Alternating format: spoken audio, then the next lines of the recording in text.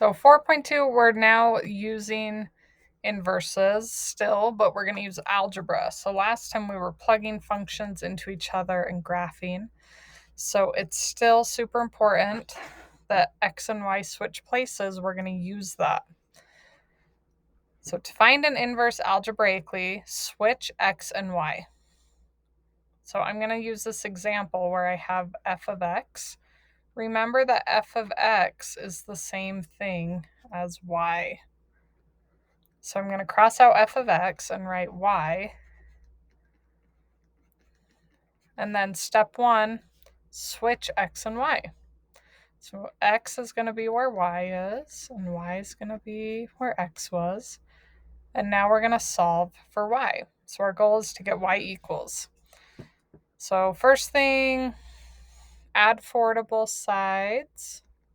So I have x plus 4 equals 3y. And then I'm going to divide both sides by 3. So I'm just going to rewrite this the other way. So I have y equals x plus 4 divided by 3.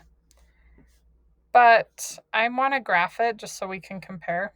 So I'm going to put the 3 under the x and so it's actually 1/3 x plus 4/3. And that is actually the inverse function. So now I can cross out y if I want and label it using an inverse notation. So just remember, if I were to graph both of these, they're pretty easy to graph because they are y equals mx plus b. They're linear. So b is the intercept, so -4. And then the slope is rise over run. So up 3 over 1, up 3 over 1. So I have a line this way.